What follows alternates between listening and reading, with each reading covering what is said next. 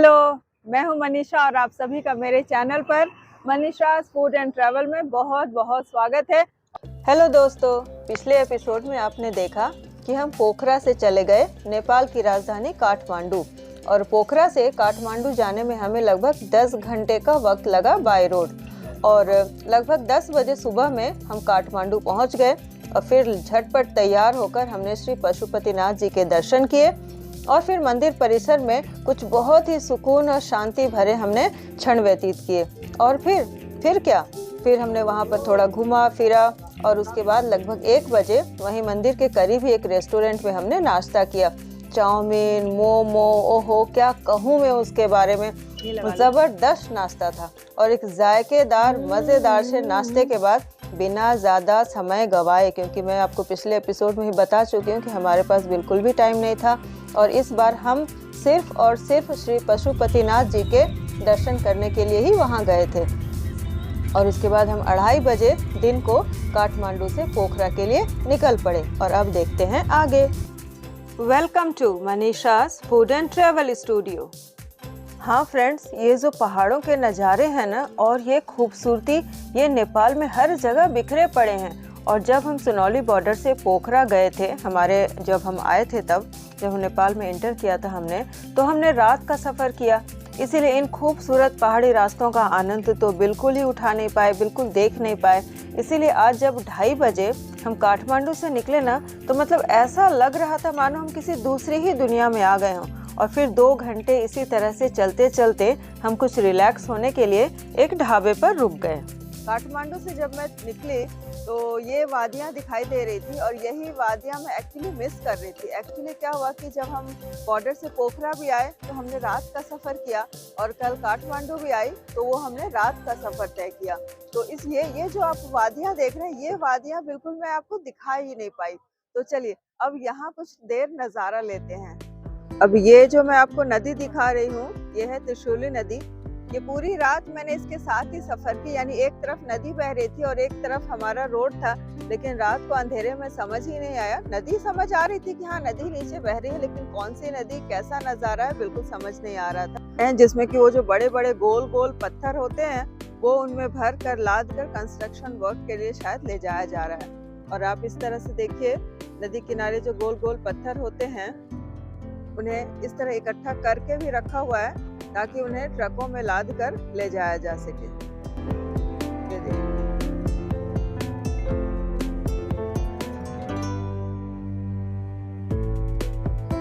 नेपाल के इसी हाईवे से हम अभी वापस जा रहे हैं काठमांडू से और बगल में त्रिशूली नदी बह रही है और ये देखिए छोटा सा हाईवे के बगल में स्टॉल है और इस तरह के स्टॉल हाईवे पर छोटे छोटे आपको दिखाई पड़ते जाएंगे। और यहाँ पर हमने सोचा कि थोड़ी देर हो गई है निकल कर हमें, तो कुछ चाय नाश्ता किया जाए। तो देखती हूँ क्या चाय नाश्ता आता है। वैसे भी ठंडी हो रखी है ना, तो चाय और कॉफ़ी का तो अपना ही मज़ा होता है यहाँ पर। और वहाँ पर ना सचमुच हर एक जगह पर ना कॉफ़ी बहुत अच्छी मिलती थी। तो यहाँ पर देखिए मनीष जी ने तो जाते ही बस कॉफ़ी का ऑर्डर दे दिया और उन्हें देखकर आप अंदाज़ा लगा सकते हैं कि सर्दी कितनी तेज़ थी। ओह माय गॉड, बहुत बहुत ज़्यादा सर्दी थी और बिल्कुल होमली सा वहाँ पर वातावरण है। मतलब वहाँ पर होम स्टे टाइप का भी था, लोग कमरे भी थे और वहाँ पे लोग ठहरते भी हैं। और वहाँ जो फैमिली है जो ओन करती है रेस्टोरेंट को, वो भी रहती है, तो उनके मुर्गे मुर्गियाँ भी घूम रहे थे इस तरह से। ये लो मज़ा आया ना। तो मैंने चाय ऑर्डर की, मैं चाय पी रही हूँ और चाय के साथ हमने सोचा और भी कुछ खाया जाए। चाय तो अच्छी, सचमुच अच्छी बनाई है। अब मेरे बेटे ने कहा कि मुझे वाई खाना है, तो यहाँ मैगी नहीं चलती है। मैगी की तरह ही जो मैंने दिखाया ना येलो पैकेट, बिल्कुल उसी की तरह ये है वाई। तो देखिए वाई कैसी बनकर तैयार होती है। तो ये हमारे कहने पे उन्होंने बना दी है वाई, यानी मैगी तो नहीं है लेकिन मैगी की तरह ही पैकेट है, बनता भी मैगी की तरह ही है। और ये देखिए है, देख भी मैगी की तरह ही रही है, लेकिन बस नाम है वाई। यहाँ की लोकल होगी मैगी, ये लोग नहीं रखते हैं उन्होंने कहा। देखो कैसा बना है वाई, हल्की हल्की सूपी है और टेक्सचर तो पूरा मैगी का ही है।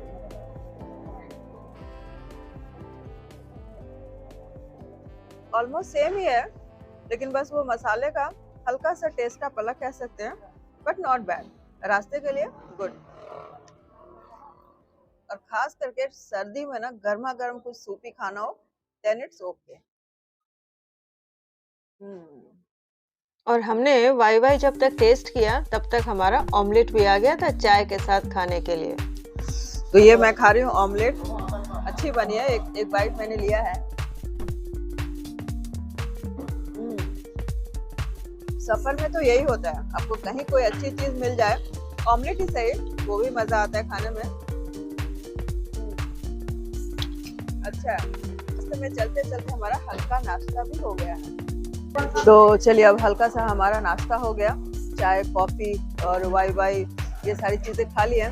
अब हमारे जो ड्राइवर है ना तिवारी जी कह रहे हैं मैडम जल्दी निकलिए वरना हम हो जाएंगे लेट, अंधेरा हो जाएगा ज्यादा। तो देखिए तिवारी जी का क्या कहना है। बोलिए कितना टाइम लगेगा हम लोग को पहुंचने में। मैडम अब यहाँ से पहुँचने में 2 से ढाई घंटे लगेंगे। जी जी ये हाँ निकलते मैडम 10-5 मिनट में। मैडम 9 बजे तक हम लोग पोखरा पहुँच जाएंगे होटल। जी जी। तो यहाँ पर जो टूरिस्ट लोग आते हैं तो उनके लिए व्यवस्था की गई है आग जलाने की, क्योंकि ठंडी बहुत हो रखी है। चलो थोड़ी देर की राहत मिल जाती है हमें। और यहाँ पर कुछ देर रिलैक्स होने के बाद, सुस्ता लेने के बाद हमारा सफ़र लगभग 5-5:30 के लगभग, हाँ 5:30 बजे हमारा सफ़र फिर से शुरू हो चुका था।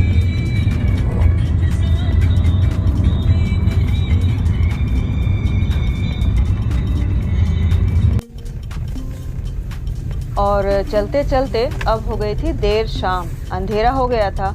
और जैसा कि आप जानते ही हैं कि पहाड़ी घुमावदार रास्ते जो होते हैं उन्हें पहाड़ों को काट काट कर बनाया होता है, तो वहाँ पर शहर के सड़कों की तरह चमकदार लाइटें तो नहीं होती। तो वहाँ पर एक बड़ा चैलेंज होता है पहाड़ी हाईवेज पर ड्राइविंग करना, क्योंकि एक छोटी सी चूक बड़ी दुर्घटना हो सकती है। तो बस संभल कर सिर्फ गाड़ियों की जो लाइटें होती है ना, उन्हीं लाइटों की मदद से हम आगे बढ़ते रहे। अभी तो सिर्फ 7 ही बजे हैं, अभी तो और भी हमारा लंबा सफ़र बाकी है। तो कभी कभी क्या होता है ना कि सड़कें इतनी सकरी हो जाती हैं कि 2 बड़ी गाड़ियां एक साथ पार ही नहीं कर पाती, तो ऐसे में लग जाता है जाम। मतलब समझिए कि आपको यहाँ कई तरह की चुनौतियों के लिए तैयार रहना पड़ता है। जैसा कि आप इन तस्वीरों में भी देख सकते हैं कि लगभग 1 से 1.5 घंटे हमारी गाड़ी भी जाम में फंस गई थी। तो इसीलिए अब लगता तो नहीं है कि हम 9 बजे तक पोखरा पहुंच जाएंगे, जैसा कि हमारे ड्राइवर जी ने हमसे कहा था। खैर अब कोई उपाय भी नहीं है, बस आराम से चलते हैं, इसमें क्या है। बस पोखरा जाकर हमें रात को सोना ही तो है। वहाँ हमने होटल का कमरा ऑलरेडी रिजर्व किया हुआ है, क्योंकि हमें वापस सुबह नाश्ता पानी करके वहाँ से हमें वापस निकलना है।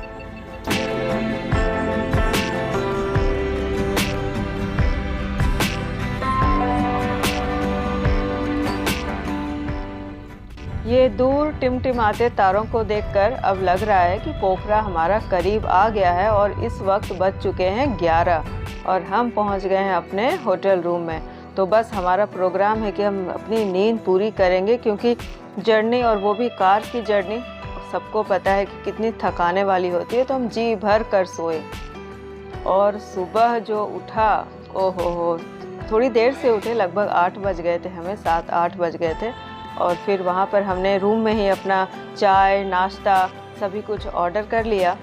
और आज देखें नाश्ते में क्या है, तो आज भी नाश्ते में देखिए वही है, यानी 3 दिन से हम इस होटल में हैं और डेली हमें यही नाश्ता दिया जाता है। ब्रेड जैम है, आलू है। तो हमने नाश्ता अपना फिनिश किया फटाफट और वहाँ से निकल पड़े अपने वापसी के सफ़र पर। जी हाँ, हमारा नेपाल का सफ़र ख़त्म हो चुका है और अब हम जा रहे हैं वापस। तो यहाँ से हमारा प्रोग्राम है कि यहाँ से हमें पहुँचना है बॉर्डर। और जैसा कि मैंने आपको बताया था कि जब हम बॉर्डर जाते हैं तो हमें उस टाइम का ख्याल रखना पड़ता है। तो चलिए अब पोखरा से बॉर्डर तक सफ़र में हमने बहुत सारे खूबसूरत नज़ारे लिए, आपको भी नज़ारा करवाती हूँ।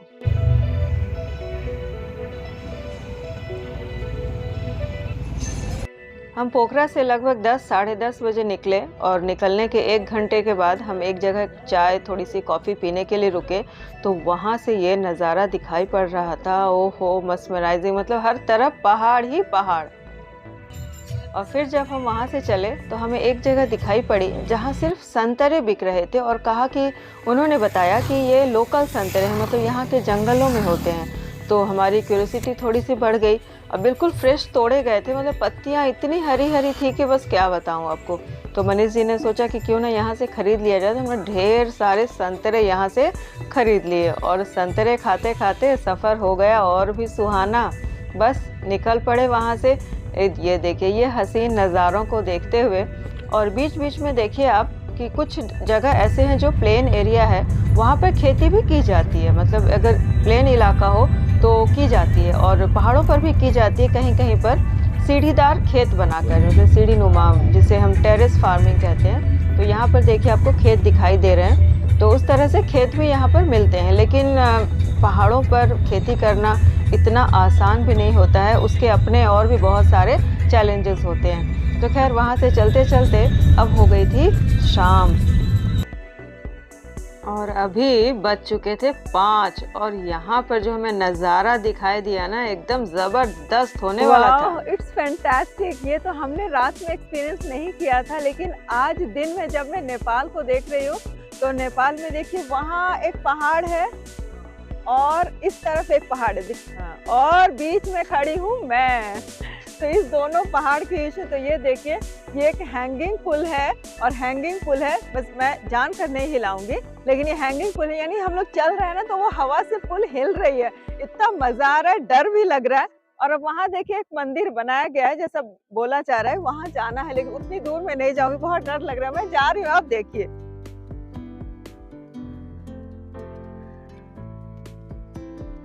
वाह, बहुत बढ़िया है, बहुत बढ़िया एक्सपीरियंस है, लेकिन डर भी बहुत लग रहा है सचमुच।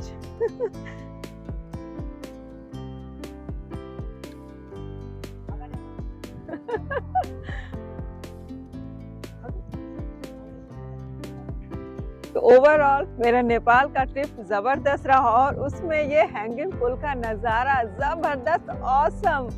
चलिए आप भी एंजॉय कीजिए, बस नज़ारों का ये लीजिए, ये आनंद है नज़ारों का, नेपाल में पहाड़ियों का।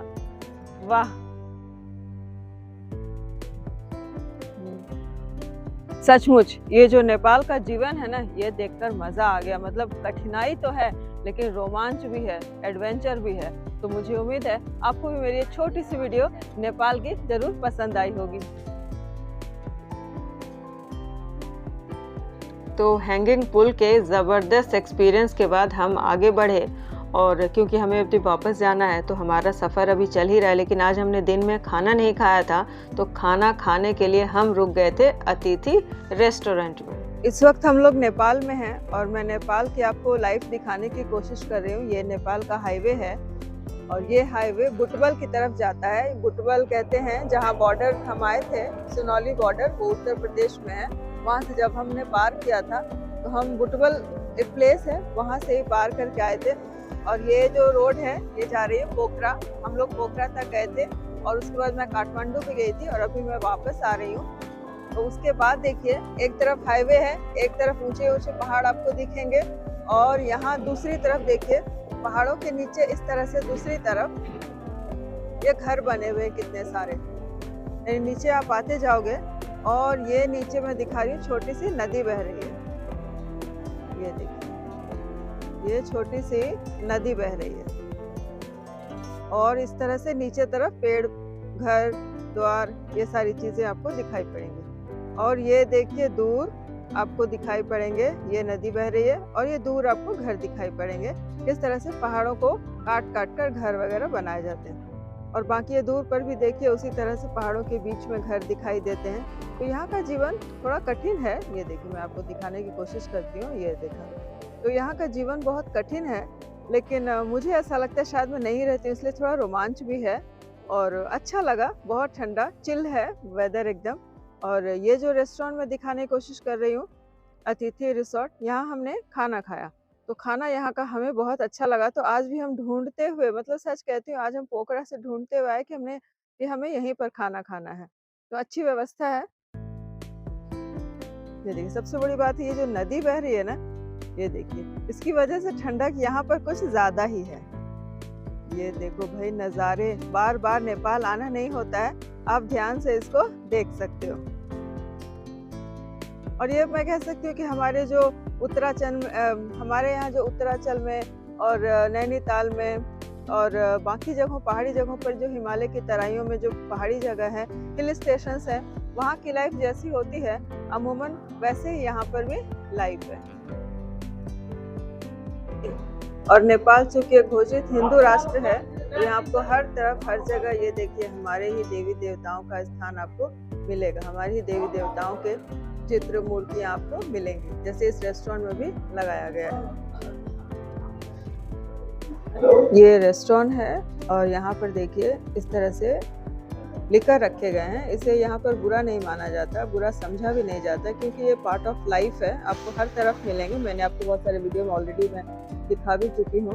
यहाँ पर आपको बियर वगैरह, वाइन वगैरह इस तरह से खुलेआम मिलते रहते हैं। तो मुझे नहीं लगता कि यहाँ पर इसको बेचने के लिए, सेल करने के लिए किसी लाइसेंस की ज़रूरत होती है, मुझे यहाँ पर ऐसा नहीं लगता है। खैर चलिए, अपनी अपनी सोच की बात है। यहाँ पर खास ध्यान दीजिए कि मोमो लिखा कैसे गया है, देख रहे हैं, मह मह, नहीं ऐसा नहीं है, वो लोग कहते हैं ऐसे मोमो और लिखते हैं उस तरह से। और ये है देवनागरी लिपि, लेकिन भाषा है नेपाली। और खाना वाना खाकर फटाफट से हम निकल पड़े और हमारा सफ़र फिर से हो गया था शुरू, क्योंकि हमें टाइम से पहले यानी कि 8 बजे से पहले पहुंच जाना था बॉर्डर। देरी की कोई गुंजाइश नहीं थी। और ये लीजिए, बहुत लंबा सफ़र करके हम वापस उसी जगह पर पहुंच चुके हैं जहां से हमने अपना नेपाल का जो टूर है वो शुरू किया था। ये है सनौली बॉर्डर, क्योंकि यहाँ से हमें वापस जाना है अयोध्या, क्योंकि अयोध्या दर्शन के बाद ही मैं आई थी, गाड़ी हमने वहीं से लिया था। तो ये है भंसार का एरिया और यहाँ पर बहुत ज़्यादा टाइम नहीं लगा, क्योंकि जब आप आते हैं तो आपको ज़्यादा टाइम लगता है, लेकिन यहाँ पर हमारे पेपर्स जो हमने बनवाए थे वो देखे गए, लगभग आधे घंटे का समय लगता है। और वहाँ से हम निकल पड़े और यहाँ पर आकर मेरी नेपाल की यात्रा हो जाती है पूरी। तो आपको मेरी ये पूरी यात्रा कैसी लगी, इसमें मैंने 4-5 वीडियो बनाए हैं, वो सभी आपने देखे हैं या नहीं, आपको कैसे लगे हैं मुझे कमेंट करके ज़रूर बताइए, क्योंकि मैं हमेशा चाहती हूँ कि मैं आपके लिए अच्छे वीडियोस बनाऊँ और आपके जो कमेंट्स होते हैं ना, मेरे लिए फीडबैक का काम करते हैं। मैं आपको मिलती हूँ अपने किसी अगले इंटरेस्टिंग से वीडियो में। तब तक के लिए bye bye and have a nice day.